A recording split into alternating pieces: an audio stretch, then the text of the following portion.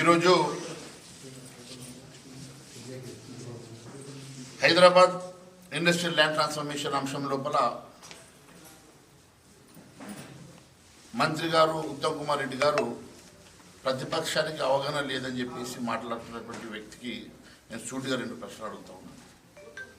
పూర్తిగా కరప్షన్లో భాగస్వాములై, కుంభకోణంలో భాగస్వాములై, అనేకమైనటువంటి కుంభకోణాలకి క్షేత్రమైనటువంటి కాంగ్రెస్ ప్రభుత్వంలో పూర్తిగా కూరుకుపోయి ఈ రకంగా మాట్లాడుతున్న ఉత్తమ్ కుమార్ రెడ్డి గారు, నిజంగా మీకు దమ్ము ధైర్యం ఉంటే రేపు ఓపెన్ డిబేట్కి నేను సిద్ధంగా ఉన్నాను.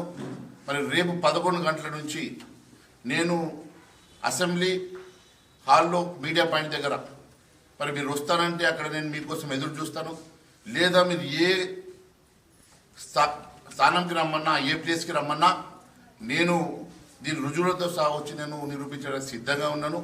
మీరు కేవలం అవినీతికి అలవాటు పడి, కుంభకోణాలకు అలవాటు పడి, సివిల్ సప్లైస్ మాదిరిగా ఈరోజు చిన్న చిన్న కుంభకోణాలు మీకు కళ్ళకు కనబడక ఈరోజు ఈ రాష్ట్రాన్ని పూర్తిగా దోచుకునే 6,30,000 కోట్ల రూపాయల కుంభకోణానికి తెరదించి దాంట్లో భాగస్వాములై మరి ఈ రకంగా మీరు ఇష్టానుసారంగా మాట్లాడుతున్నటువంటి ఉత్తమ్ కుమార్ రెడ్డి గారు, మీకు దమ్ము ధైర్యం ఉంటే మరి బహిరంగ చర్చకు సిద్ధమని నేను అడుగుతా ఉన్నాను.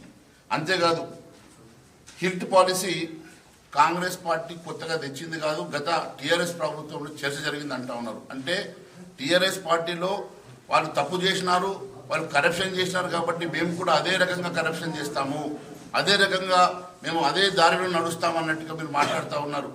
మరి గతంలో మీరు అధికారంలో రాకముందు ఇండస్ట్రియల్ పాలసీ మీద అనేకమైనటువంటి అవినీతి జరిగింది, వాటి మీద ఎంక్వైరీ చేస్తాను, మరి అధికారంలోకి వచ్చిన తర్వాత మేము వాళ్ళ మీద కేసులు పెడతామని చెప్పినటువంటి ఉత్తమ్ కుమార్ రెడ్డి గారు, రేవంత్ రెడ్డి గారు ఈరోజు అధికారంలోకి వచ్చిన తర్వాత ఒక్క ఇన్వెస్టిగేషన్ చేయకుండా, ఒక ఎంక్వైరీ చేయకుండా, ఒక కేసు పెట్టకుండా, ఒక్కరిని అరెస్ట్ చేయకుండా ఈరోజు కూడా వాళ్ళ దారిలో మీరు కూడా అదే రకమైనటువంటి అవినీతి చేసి వాళ్ళు 1,000 కోట్లు సంపాదిస్తే మేము 1,00,000 కోట్లు సంపాదిస్తాం అన్నట్టుగా మీరు కూడా కుంభకోణాలకు తెరదించి ఈరోజు ఈ రకంగా మాట్లాడుతూ ఉన్నారు. మీకు ఎంత వాటా వచ్చింది? మరి ఉమ్మడి క్యాబినెట్ నిర్ణయం వలన మీరు ఒక్కొక్క మంత్రి ఎంత లాభపడ్డారు? మీరు సబ్ కమిటీలో పార్టిసిపేట్ చేసినందుకు మీకు అధికంగా వాటా వచ్చిందా? ఎందుకోసం ఈ రకంగా మాట్లాడుతూ ఉన్నారు? మీరు కొంత చదువుకున్నవారు, కొంతవరకైనా న్యాయంగా మాట్లాడతారనుకుంటే మీరు కూడా పూర్తిగా అవినీతిలో కూరుకుపోయి ఈ రకంగా పిచ్చి మాటలు మాట్లాడుతూ ఉన్నారు.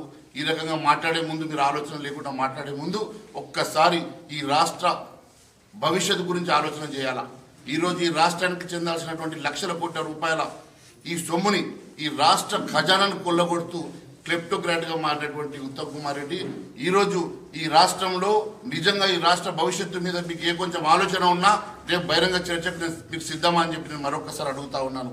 ఖచ్చితంగా రేపు ఈ అంశం మీద భారతీయ జనతా పార్టీ మరి సీరియస్గా తీసుకుంటే ప్రజల్లోకి వెళ్తాం, ప్రజా ఉద్యమానికి మేము తెరలేపుతామని చెప్పి మేము హెచ్చరిస్తూ ఉన్నామని తెలియజేస్తా ఉన్నాను. హిల్ట్ పాలసీ కొత్తగా వచ్చింది కాదని, గతంలో బీఆర్ఎస్ ప్రభుత్వం కూడా దీనిలో చర్చ జరిగిందని చెప్తున్నటువంటి ఉత్తమ్ కుమార్ రెడ్డి గారు, మరి గతంలో వారు తప్పు చేసి గతంలో అవినీతి చేస్తే అదే అవినీతి అదే తప్పు మేము చేస్తామన్నట్టుగా మీరు మాట్లాడుతూ ఉన్నారు.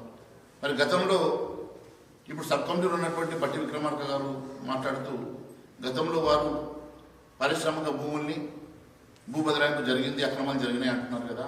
మరి అక్రమాలు జరిగితే ఎందుకోసమని దాని మీద మీరు ఎంక్వైరీ పెట్టలేదు, అక్రమాలు జరిగితే ఎందుకోసమని వారి మీద చర్యలు తీసుకోలేదు, కేసులు పెట్టలేదు, అరెస్ట్ చేయలేదు అని అడుగుతా ఉన్నారు. Sub committee వేసామన్నారు. సబ్ కమిటీలో ఉన్నటువంటి మరి శ్రీధర్ బాబు గారు, ఇండస్ట్రీ మినిస్టర్ ఉన్నటువంటి శ్రీధర్ బాబు గారు, బట్టి విక్రమార్క గారు మరి చెప్తున్నటువంటి అనేకమైనటువంటి అంశాల్లో మరి దేనికోసమని